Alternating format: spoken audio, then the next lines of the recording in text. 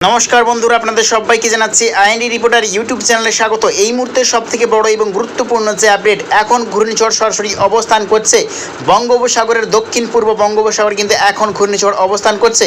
তার এখন সর্বোচ্চ গতিবেগ দেখতে পাচ্ছি ঘন্টায় প্রায় 70 থেকে 74 কিলোমিটার প্রত্যেক ঘন্টায়, কিন্তু এখন ঘূর্ণিঝড়ের স্পিড আমরা কিন্তু লক্ষ্য করতে পারছি। এবং আগামীকাল বুধবার 23শে অক্টোবর আরও কিন্তু শক্তি সঞ্চয় করছে, প্রায় ঘন্টায় 80 কিলোমিটার প্রত্যেক ঘন্টায় কিন্তু রূপ ধারণ করবে এই ঘূর্ণিঝড় এবং প্রবল শক্তি সঞ্চয় করে কিন্তু এগিয়ে যাবে পশ্চিমবঙ্গের দিকে। তারই প্রভাবে কিন্তু দুই বাংলা দক্ষিণবঙ্গে প্রবল ক্ষয়ক্ষতির আশঙ্কা রয়েছে। আগামীকাল থেকেই কিন্তু শুরু হয়ে যাবে এই দুর্যোগ। দেখতে পাচ্ছি আগামীকাল ঠিক দুপুর টাইমে এই ঘূর্ণিঝড়ের সর্বোচ্চ গতি প্রায় দেখতে পাচ্ছি আমরা 90 কিলোমিটার কিন্তু থাকতে চলছে এবং প্রবল শক্তি সঞ্চয় করে কিন্তু এগিয়ে যাচ্ছে ঘূর্ণিঝড় পশ্চিমবঙ্গের দিকে।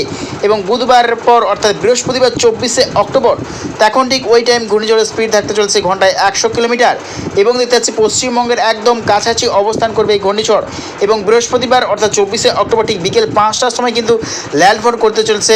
দেখতেই পাচ্ছি আমরা বলেশ্বর এবং দীঘার উপকূলেই। তারই প্রভাবে কিন্তু ভয়ঙ্কর ক্ষয়ক্ষতির আশঙ্কা রয়েছে। দুই বাংলার দক্ষিণবঙ্গে প্রবল দুর্যোগের কিন্তু আশঙ্কা রয়েছে। ভয়ঙ্কর পরিমাণে সমুদ্রে কিন্তু মৎস্যজীবীদের কিন্তু কড়া সতর্কবার্তা করা হবে। মৎস্যজীবীদের কিন্তু লাল সতর্কতা করা হবে। মৎস্যজীবীদের কিন্তু বঙ্গোপসাগরে যাওয়া নিষেধাজ্ঞা করা হবে। প্রবল কিন্তু জলোচ্ছ্বাস হওয়ার সম্ভাবনা রয়েছে দুই বাংলা দক্ষিণবঙ্গে এবং সমুদ্রের ঢেউ কিন্তু প্রায় ছাড়িয়ে যেতে পারে 17 থেকে 18 ফুট। আমরা কিন্তু লক্ষ্য করতে পারছি এই ঘূর্ণিঝড় কিন্তু প্রবল শক্তি সঞ্চয় করে এগিয়ে যাচ্ছে ক্রমশ পশ্চিমবঙ্গের দিকে। তারই প্রভাবে কিন্তু পশ্চিমবঙ্গের দক্ষিণ বিভাগের বিভিন্ন অংশে কিন্তু চলবে প্রবল দুর্যোগ এবং বাংলাদেশের দক্ষিণবঙ্গের বিভিন্ন অংশে কিন্তু রয়েছে লাল সতর্কতা।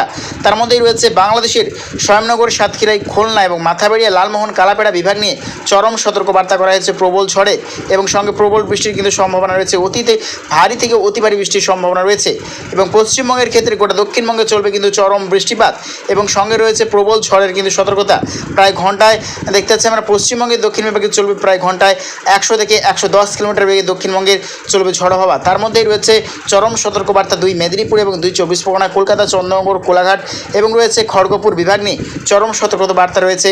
ভয়াবহ পরিস্থিতি হবার সম্ভাবনা দেখতেছে। এই ঘূর্ণিঝড় ল্যান্ডফলের সময় কিন্তু কত মিলিমিটার বৃষ্টি নিয়ে আসতে চলেছে এই ঘূর্ণিঝড় ডানান থেকে আমরা দেখানোর চেষ্টা করব।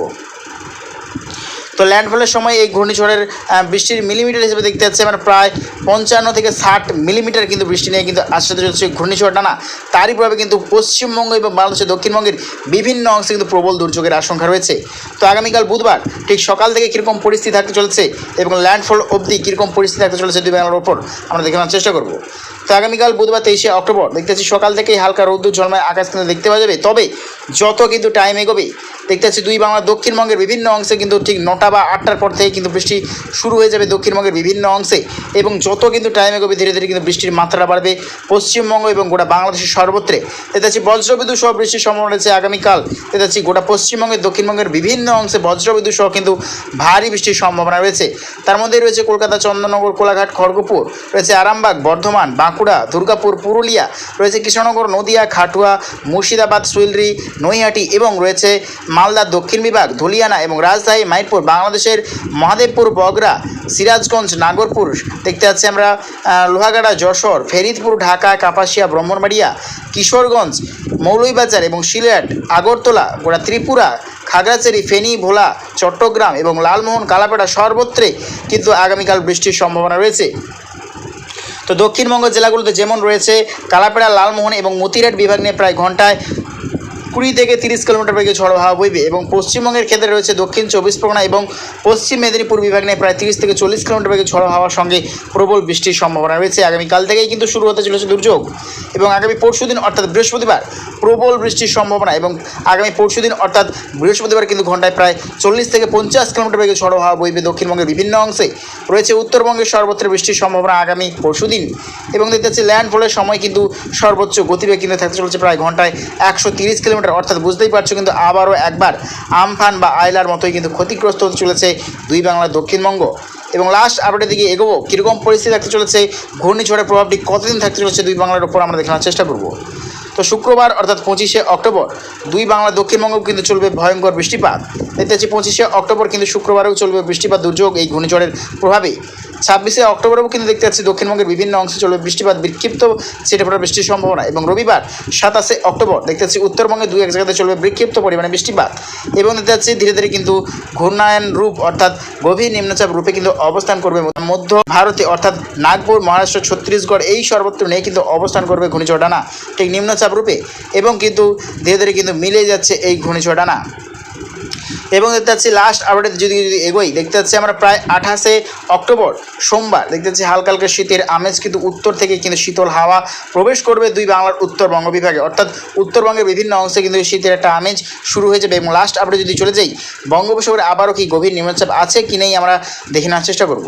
তো 31শে অক্টোবর বৃহস্পতিবার দেখতে পাচ্ছি 31শে অক্টোবর বৃহস্পতিবার কোনো রকমভাবে কিন্তু কোনো নিম্নচাপের সতর্কতা নেই বঙ্গোপসাগরে।